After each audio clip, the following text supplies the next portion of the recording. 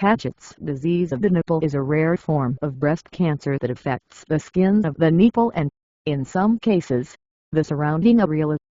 It is often associated with underlying breast cancer, either ductal carcinoma in situ DCIS or invasive breast cancer, which affects the milk ducts within the breast.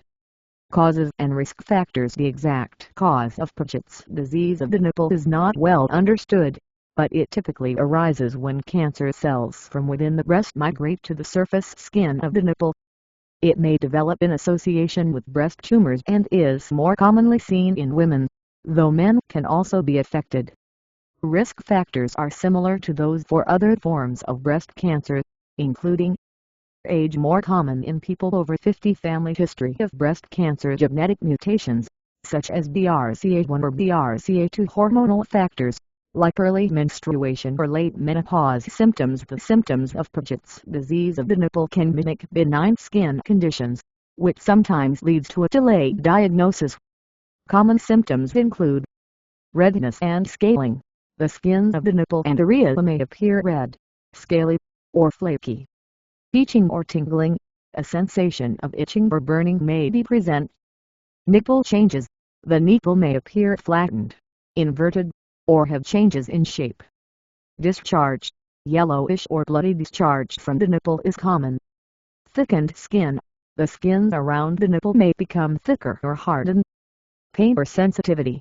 There may be tenderness or discomfort in the nipple areas. In many cases, these symptoms may be mistaken for eczema or dermatitis, so persistent or worsening symptoms should be evaluated by a healthcare provider. Diagnosis of Paget's disease of the nipple typically involves several steps. Physical examination. A healthcare provider will examine the nipple and surrounding breast tissue for signs of Paget's disease and other abnormalities. Imaging tests. Mammography. The mammogram may reveal abnormalities in the breast tissue, which can indicate underlying cancer. Ultrasound or MRI. These imaging techniques can provide additional detail, especially in dense breast tissue. Biopsy. Nipple biopsy. The sample of skin from the nipple is examined under a microscope to look for Paget cells, which are large cancerous cells characteristic of the disease. Breast biopsy. If there is an underlying breast lump or abnormality, a biopsy of the breast tissue may be performed to check for invasive cancer. Treatment for Paget's disease of the nipple usually involves a combination of surgery, radiation therapy, and sometimes additional treatments. The choice of treatment depends on the presence of any underlying breast cancer, its stage, and the overall health of the patient. Surgery.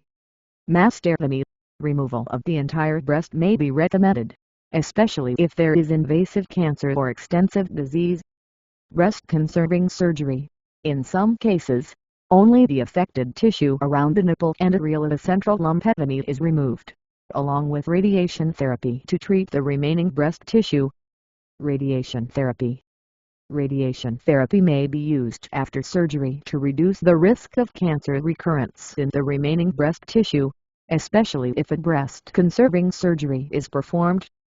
Hormonal therapy. If the underlying breast cancer is hormone receptor positive, hormonal therapies like tamoxifen or aromatase inhibitors may be recommended to help reduce the risk of recurrence. Chemotherapy.